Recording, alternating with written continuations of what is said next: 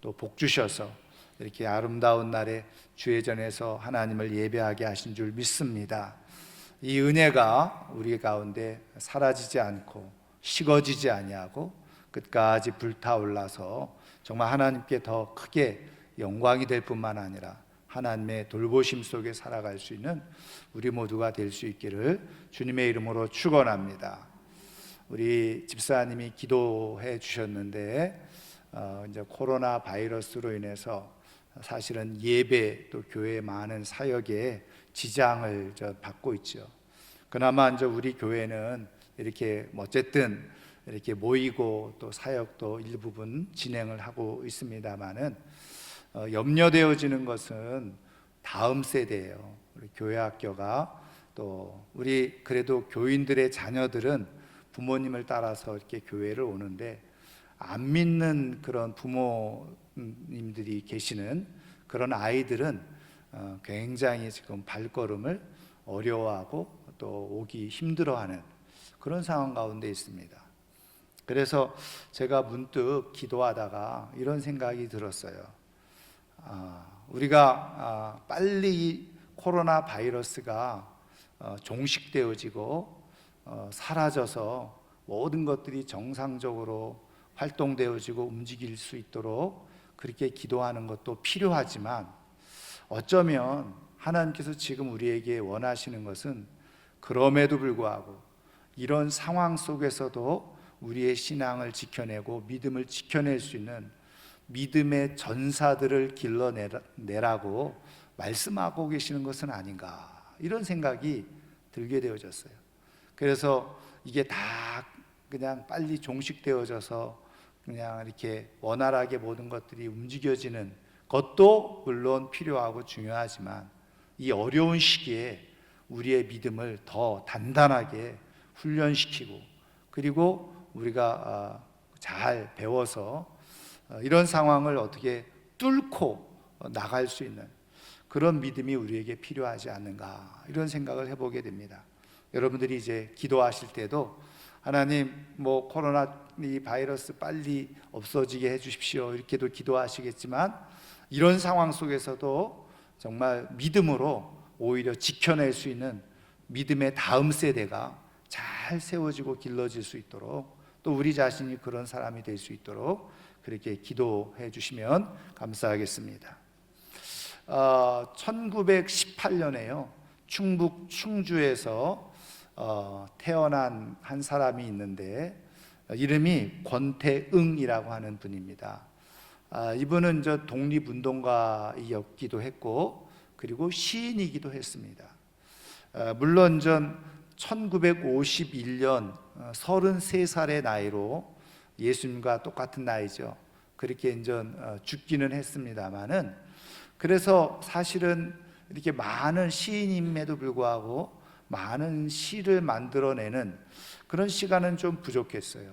시를 쓴 기간이 한 6년 정도 됐다고 하는데 그럼에도 불구하고 그 시가 또 많은 사람들에게 감동을 주기도 하고 또 은혜를 주기도 하고 그래서 이렇게 시인으로 기억이 되어졌는데 이분의 시 중에 유명한 감자꽃이라고 하는 시가 있습니다.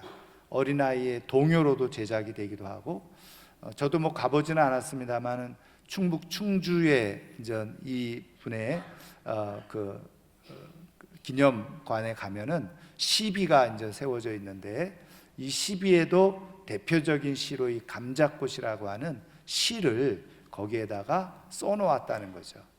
그럼 이 감자꽃이라고 하는 시가 뭐냐? 제가 이 시간에 잠깐 말씀을 드리면 이런 시 내용입니다. 자주꽃 핀 거는 자주감자, 파보나마나 자주감자, 하얀 꽃 핀 건 하얀 감자, 파보나마나 하얀 감자. 이게 감자꽃의 시의 전부입니다. 약간 좀 허무하기도 할지도 모르겠지만 여러분 여기에 사실은 나름대로 의미가 담겨져 있는 거죠.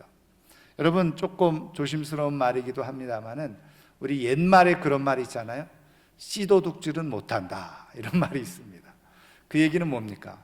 어린아이가 태어나서 자라면서 누구의 모습을 닮아간다는 거예요? 부모의 모습을 닮아간다는 거죠. 그래서 자라면서 보면은 이제 알 수 있다는 거죠. 여러분 마찬가지입니다. 여러분 이 감자도 뭐 잘 싹이 날 때는 몰라요.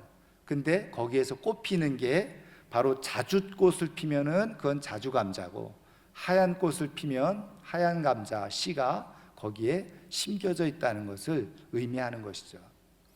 여러분 우리의 신앙도 마찬가지입니다.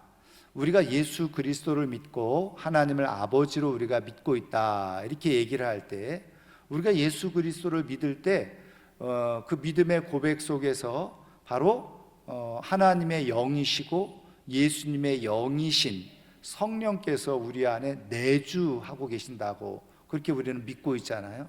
그러면 우리 안에는 이미 하나님의 영이시고 예수님의 영이신 성령께서 우리 안에 내주하고 계세요. 그러면 그것이 우리의 믿음이 진짜인지 또 가짜인지 어떻게 구분해 볼 수 있고 확인해 볼 수 있느냐? 사실은 그 사람 안에 진짜 하나님의 영이 있는지 없는지는 우리 육안으로는 볼 수가 없잖아요.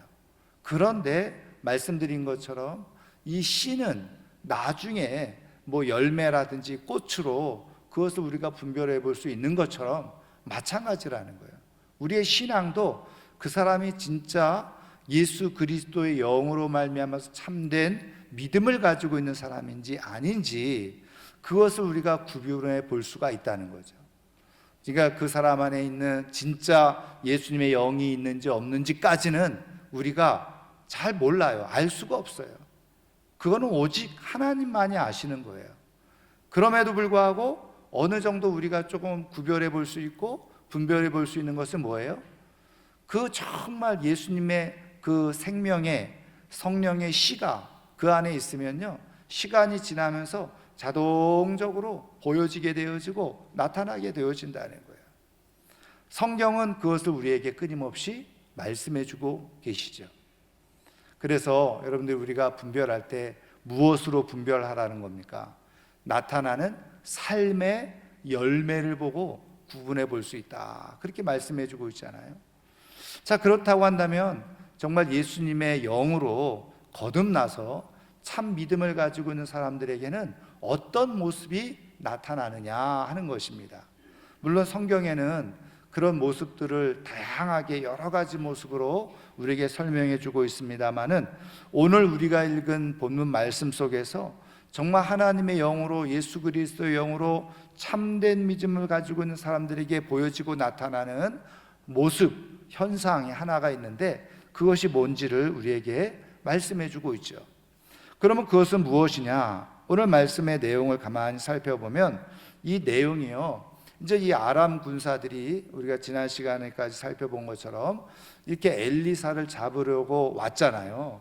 그런데 이 엘리사를 잡으려고 왔다가 거꾸로 이 아람 군사들이요, 이 엘리사의 능력으로 말미암아서 사로잡혀 가지고 사마리아, 다시 말하면 북이스라엘의 수도인 사마리아 왕궁에까지 끌려오게 되어져서 포로가 되어지는 그런 상황이 벌어지게 되어졌다는 거예요.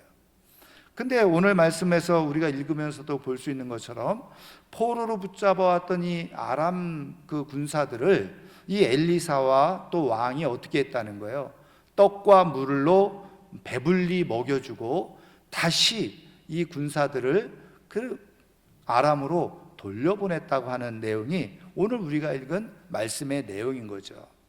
여러분 아시는 대로 이 당시에 뭐 지금도 마찬가지입니다만은, 여러분 이렇게 전쟁 중에 말이죠, 포로로 붙잡아온 사람들을 떡과 물을 잔뜩 배불리 먹이고 그리고서 돌려보낸다, 이거는요 거의 있을 수 없는 일이죠.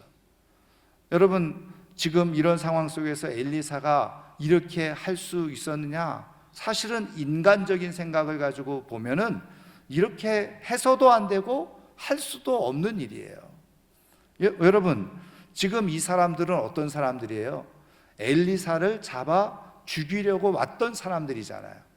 그러니까 우리는 그것을 뭐라고 말합니까?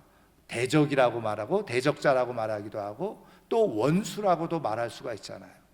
그런데 이렇게 자기를 대적해서 잡아 죽이려고 하는 이 사람들이 와가지고는 오히려 거꾸로 포로 신세가 되어졌어요. 근데 이 사람들을 다시 풀어준다? 여러분, 그것이 가능하겠어요? 사실은 있을 수 없는 일인 거죠. 그런데다가 말이죠, 이 사람들을 풀어주면 왜 안 됩니까? 여러분, 아람은요, 북이스라엘 뿐만 아니라 또 남쪽 유다까지 늘 호시탐탐 그렇게 노리는 적대 국가였어요. 그러니까는 어떻게 보면 한 사람의 군인이라도 군사라도 없애야지 그나마 이스라엘이 보호를 받을 수 있는 거예요. 그런데 어떻게 해요?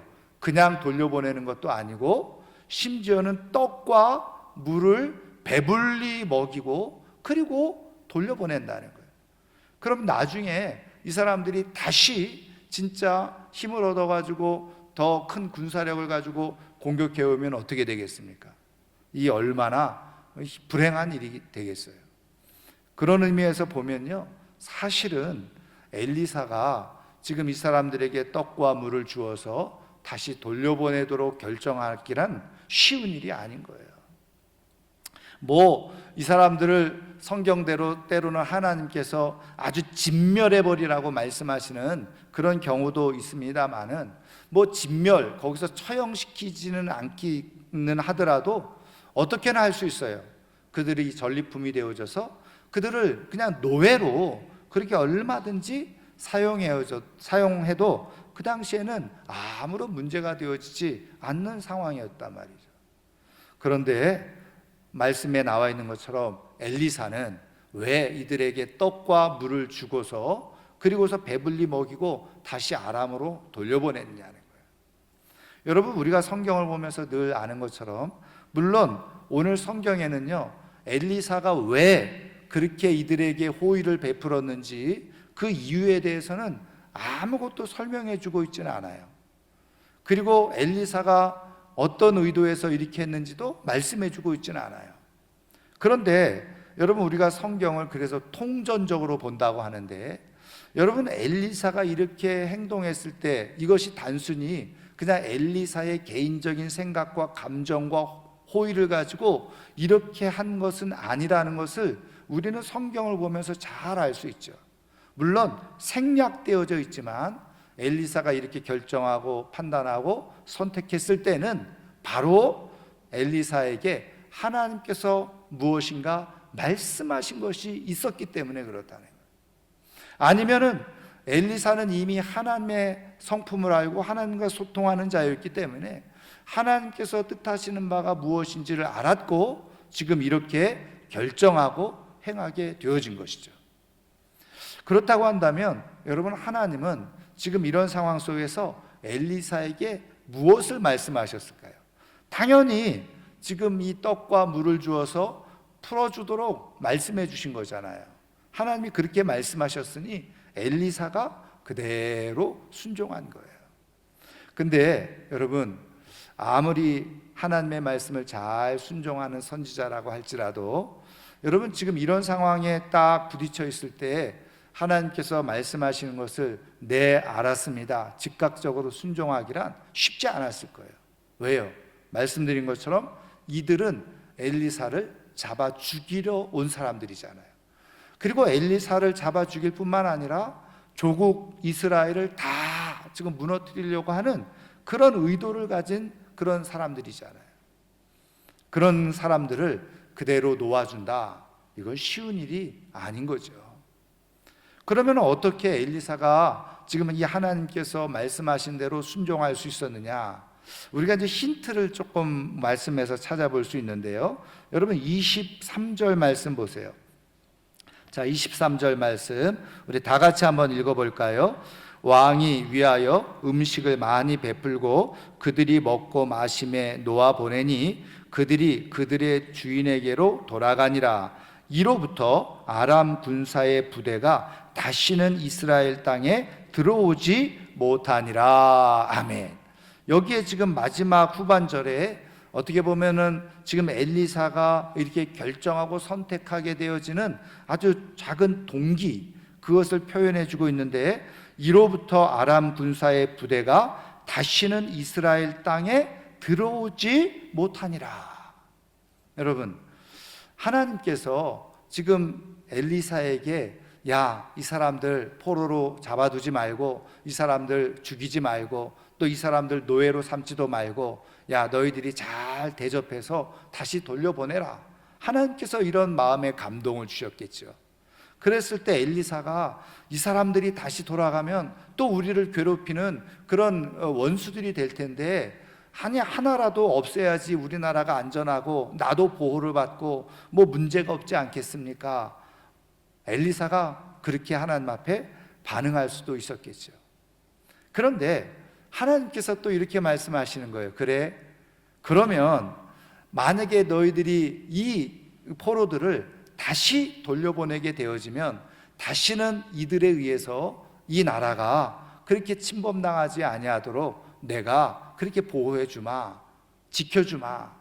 그렇지만 너희들의 생각대로 이들을 노예로 삼거나 아니면 이들을 다 죽여버리게 되어지면 아마 또 다른 아람의 군사들이 또 이 나라를 끊임없이 침략해오고 공격해오게 될 거야. 너희는 어느 것을 선택하겠냐? 하나님이 이렇게 혹시 말씀하지 않으셨겠어요? 그러니까 여러분, 엘리사는, 여러분 같으면 엘리사가, 여러분이 만약에 엘리사와 같은 입장이라고 한다면 여러분들은 어떻게 결정하는 게 지혜로운 결정이겠어요? 우리가 단순히 상식적으로 인간적인 계산 방법을 사용하더라도 이 사람들을 비록 지금 마음은 좋지 않지만, 불편하지만 이 사람들을 그냥 잘 대접하고 돌려보내서, 그래서 그냥 나중에 계속 평안하게 살기를 원하십니까? 아니면 지금 내가 감정이 좋지 않고 마음이 상했고 이 사람들 살려두면 안 돼, 그리고서 그냥 내 감정대로 확 죽여버리고 다른 사람들에 의해서 계속해서, 다른 군사들에 의해서 공격을 받으면서 그렇게 살아가기를 원하십니까? 여러분, 이런 질문을 하면 이거를 우문이라고 하는 거죠. 어리석은 질문이에요. 이렇게 초등학생들에게 물어봐도 기본적으로 초등학생들도 다 판단할 만한 말씀인 거예요. 당연히 엘리사는 어떻게 선택한 거예요? 이들에게 호의를 베풀어주고, 그리고 자기도 뿐만 아니라 나라가 전체적으로 평안하게 지낼 수 있도록 하는 하나님의 은혜와 돌보심을 선택한 거죠. 그래서 이들에게 떡과 그리고 그 물을 그대로 베풀어주고, 그리고 아람으로 돌려보내게 된 것이에요. 하나님은 우리에게요, 삶에 평안을 주고 싶어 하시는 분이 우리 하나님이신 줄 믿습니다. 그리고 우리 하나님은 평안의 하나님이세요. 그래서 우리의 삶에 평안을 주시기 위해서 하나님께서 종종 우리에게 말씀하시는 것이 있어요. 그것이 뭘까요? 오늘 말씀에 근거해서 가만히 살펴보면요, 나에게 조금 손해를 끼치고 나를 괴롭히기도 하고 나에게 어려움을 끼치기도 하고 나의 감정을 상하게 하는 사람들에게 내 감정대로 반응하고 내 생각대로 반응하지 아니하고, 때로는 어떻게 해요? 그 사람들에게 더 좋은 호의를 베풀고 자비와 긍휼을 베풀기도 하고, 그리고 그 사람들을 오히려 잘 선대하도록 하나님께서 말씀하신다는 거예요. 그것을 우리가 잘 깨닫고 그렇게 하나님의 말씀대로 삶을 살아가게 되어지면 어떻게 해요? 하나님께서 그것을 통해서 우리에게 주실 그 좋은 평안을 누리면서 살아갈 수가 있다는 거죠. 우리는 여기서 중요한 사실을 하나 발견하게 되어지는데, 어떤 사람이 예수님의 사람이고 어떤 사람이 하나님의 사람이냐. 여러분, 지금 이런 상황 속에서 내 생각과 감정과 하나님의 뜻과 하나님의 말씀이 충돌이 일어나잖아요. 당연히 충돌이 일어나고 그것 때문에 우리는 고민하게 되고 갈등하게 되어지죠. 그런데 이때 하나님의 영을 받은 사람들, 예수 그리스도의 영으로 거듭난 사람들은 어떻게 할까요? 자신의 생각과 감정을 다 내려놓고 하나님의 말씀을 기꺼이 순종하고 그 말씀을 받아들여서 삶을 살아가게 되어진다는 거예요. 여러분, 우리 안에 계시는 예수님의 영은 어떤 영이세요? 평안의 영이실 뿐만 아니라 사랑과 자비와 긍휼의 영이시잖아요. 여러분, 우리가 너무나도 잘 아는 것처럼 예수님이 이 땅에 오셔서 많은 사람들에게 고난을 당하고 십자가에 죽으시잖아요. 그럴 때도 예수님께서 마지막 십자가에서 그 자기를 향해서 그렇게 원수처럼 행하는 자들을 향해서 예수님이 어떤 기도를 드렸습니까? 하나님, 저들은 저들이 하는 일을 모릅니다. 저들을 용서하여 주옵소서. 예수님은 마지막 순간까지 자기를 괴롭히는 자들을 어떻게 해요? 그들에게 자비와 긍휼을 베푸는 그런 모습을 예수님이 가지고 계셨다. 그렇다고 한다면 그 예수님의 영이 우리 안에 그대로 들어와서 그 예수님의 영이 우리의 삶의 생각에 삶의 씨앗이 되어져 있다고 한다면 자동적으로 어떻게 될까요?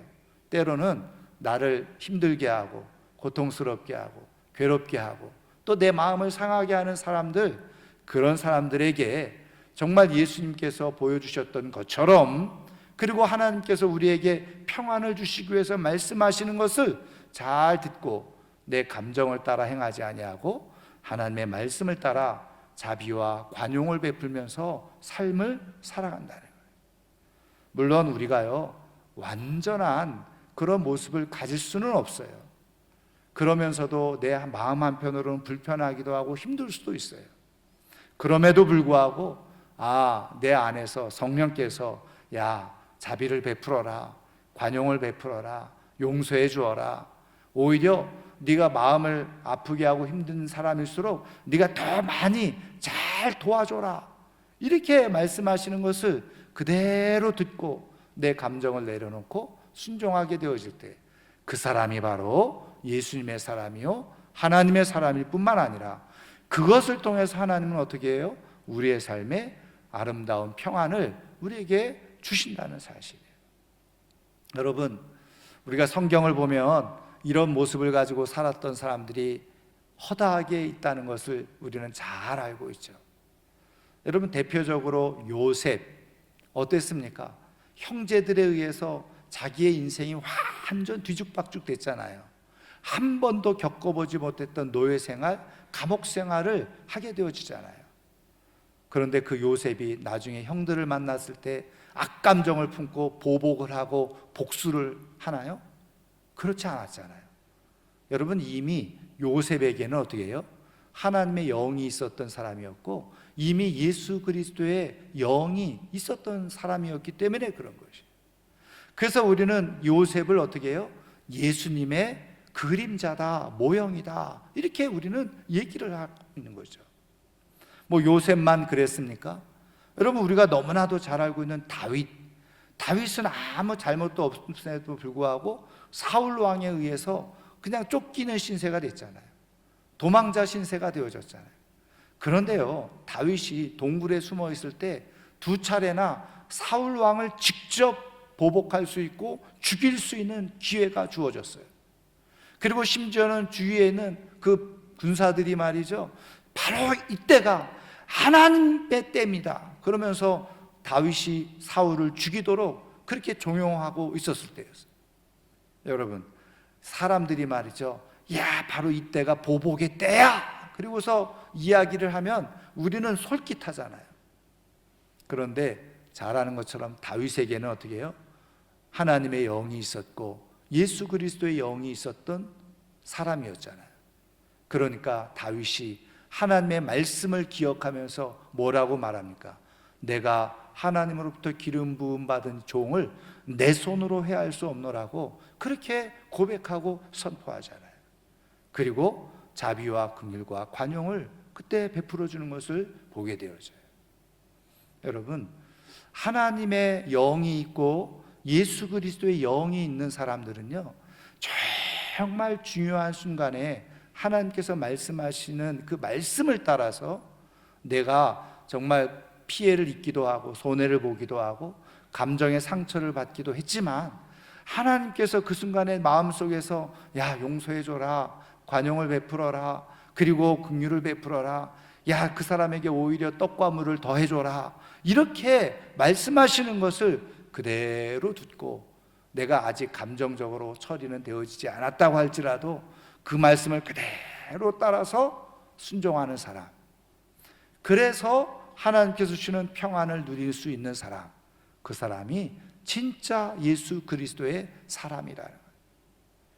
저는 오늘 이 아침에 나온 우리 사랑하는 모든 성도님들이 우리의 이성과 지성으로는 사실은 하나님의 이러한 말씀들이 충분히 잘 다 이해되어지지 않는다라고 할지라도 우리 안에 역사하고 계시는 하나님의 영이신 성령님에 의해서 정말 결단하고 순종하는 가운데 그렇게 나에게 힘들게 하고 어렵게 하는 사람들을 오히려 사랑으로 관용을 베풀고 오히려 더 미운 자식에게 떡 하나 더 준다는 심정으로 정말 더 잘 섬기는 가운데서 하나님께서 우리에게 주시고자 하는 평안을 누릴 뿐만 아니라 그리스도인으로서 하나님의 사람으로서 삶을 아름답게 살아갈 수 있는 하나님의 사람들 되기를 주님의 이름으로 축원합니다. 그래서 이런 영적 비밀을 깨달았던 사람 중에 한 사람이 누굽니까? 사도 바울이잖아요. 그래서 사도 바울은 로마서에 이렇게 쓰고 있어요. 한번 로마서를 한번 여러분 살펴보시죠. 자, 신약 성경 로마서 한번 펴보세요.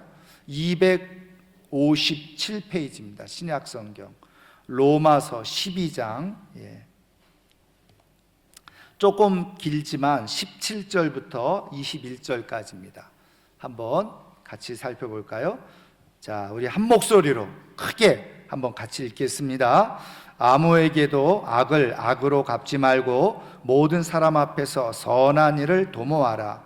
할 수 있거든 너희로서는 모든 사람과 더불어 화목하라. 내 사랑하는 자들아, 너희가 친히 원수를 갚지 말고 하나님의 진노하심에 맡기라. 기록되었을 때 원수 갚는 것이 내게 있으니 내가 갚으리라 하고 주께서 말씀하시니라. 내 원수가 줄이거든 먹이고 목마르거든 마시게 하라. 그리함으로 내가 숯불을 그 머리에 쌓아 놓으리라. 악에게 지지 말고 선으로 악을 이기라. 아멘. 할렐루야. 그래서 하나님의 영으로, 예수 그리스도의 영으로 감동을 받은 사람들은요, 이렇게 선포하고 이렇게 선언하고 이런 삶을 살아가는 모습을 갖게 되어진다. 오늘 사도 바울을 통해서 하나님께서 우리에게 말씀해 주시는 것이 무엇입니까? 악으로 악을 갚지 말고 선으로 악을 이기라. 그러면서 어떻게 해요? 선한 일을 도모하라. 제가 오늘 제목 말씀에 나와 있는 것처럼 선한 씨를 열심히 뿌리는 거예요. 선한 씨를 심어야 되는 거예요. 그러면 어떻게 됩니까? 하나님께서 모든 원수는 하나님이 갚아주시는 거예요. 그리고 나는 오히려 그것으로 인해서 평안을 얻고, 그리고 하나님께서 주시는 그런 아름다운 삶으로 살아가는 그런 축복을 입게 되어지는 거죠. 사랑하는 성도 여러분, 때로는 우리의 삶을 괴롭히고 힘들게 하고 어렵게 하는 사람들이 우리 주변에 있을 수 있어요. 뭐 물리적으로 그럴 수도 있겠지만 또 꼭 물리적으로 물질적으로 그렇게 하지 않더라도요, 감정적으로 마음을 상하게 하는 사람들이 우리 주변에 얼마든지 있을 수 있습니다. 여러분, 마음이 상하고 감정이 상하는 것은요, 생각이 달라도 그럴 수 있어요. 뭐 옳고 그른 문제가 아니에요. 생각이 다르고 습관만 달라도 마음이 다치고 마음이 상하고 그럴 수가 있단 말이에요. 그런데 그럴 때 일일이 내 감정을 따라, 상한 마음을 따라 사람들을 대응하고 반응하고 그렇게 하게 되어질 때 나는 평안해질 수 있느냐? 절대로 평안해질 수가 없어요. 여러분, 그런 말 있잖아요. 맞은 사람은 두 다리 뻗고 잠을 자도 때린 사람은 두 다리 뻗고 잠을 자지 못한다. 그런 말이 있어요. 여러분, 하나님께서 우리의 삶에 평안을 주고 싶어 하세요. 그래서 때로는 나에게 아픔을 주기도 하고 힘들게 하는 사람일지라도 오히려 어떻게 해요? 그 사람들에게 더 선을 베풀도록 우리에게 말씀해 주고 계시는, 이 말씀을 우리가 잘 사겨서 정말 끊임없이 우리의 삶을 통해서 예수 그리스도의 영의 인도함을 받아서 선한 씨를 열심히 뿌려서 평안의 열매를 거두면서 나뿐만 아니라 우리의 가정이, 그리고 우리의 자녀들까지도 하나님이 돌보시는 평안 가운데 살아가는 복된 은혜와 역사가 있기를 주님의 이름으로 축원합니다. 이제 말씀을 마치려고 하는데요.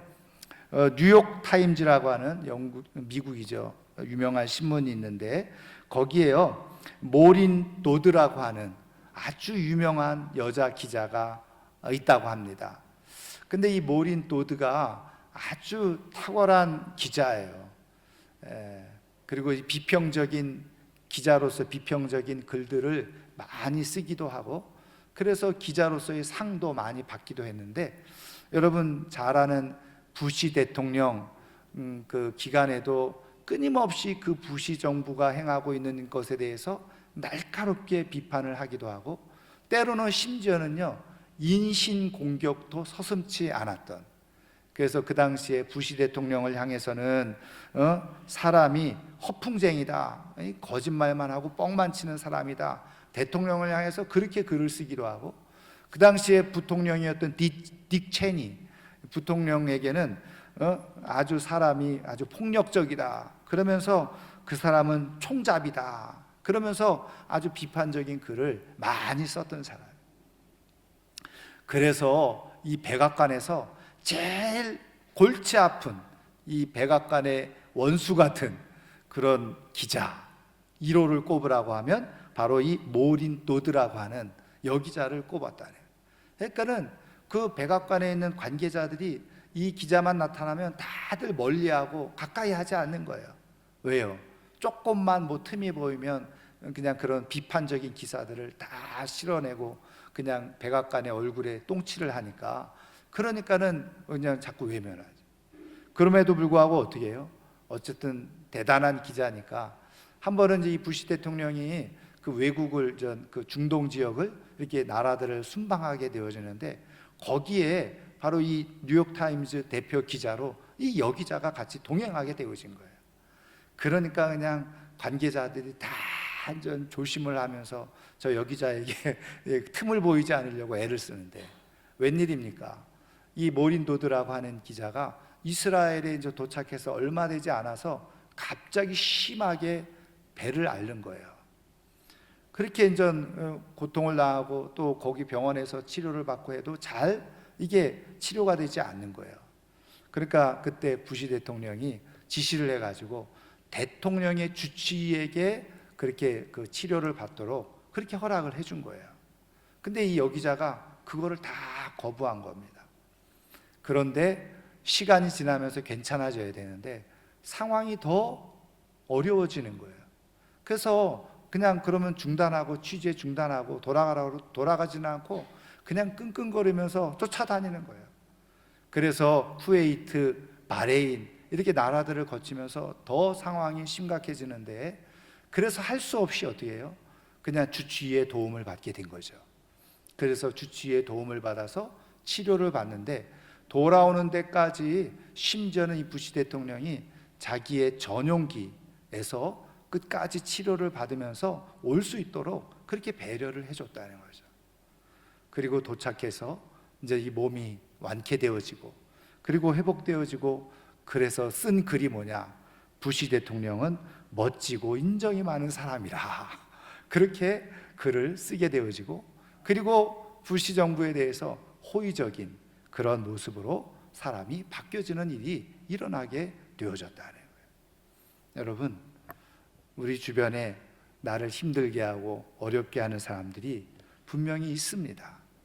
뭐 물리적으로 물질적으로까지는 아닐지 모르지만 감정적으로 나를 힘들게 하고 상하게 하는 사람들도 있을 수 있습니다. 그런데 여러분, 이럴 때 여러분, 하나님께서 주시는 성령의 감동을 따라서 호의를 베풀어 주시기를 주님의 이름으로 축원합니다. 그리고 그 사랑과 자비를 베풀 수 있도록 해보세요. 하나님께서 주시는 감동을 따라 그렇게 순종하게 되어질 때 오히려 그 일이 전화위복이 되어져서 나의 삶을 평안하게 할 뿐만 아니라 우리의 가정을 평안하게 하고, 더 나아가서 우리 자녀들의 삶까지도 하나님께서 평안 가운데 인도해 주시는 그런 복을 분명하게 누리게 될 줄 믿습니다. 오늘 하나님의 사람답게 우리가 지성적으로 이성적으로 다 수용이 되어지지는 않지만, 때로는 하나님께서 말씀해 주시는 그 말씀에 기쁘게 순종하는 가운데 하나님께서 인정하실 만한 믿음의 사람으로 살아갈 뿐만 아니라 하나님 주시는 참된 평안을 누리며 살아갈 수 있는 하나님의 사람들이 될 수 있기를 주님의 이름으로 축원합니다. 축원합니다. 오늘 말씀을 생각하면서 우리 한번 같이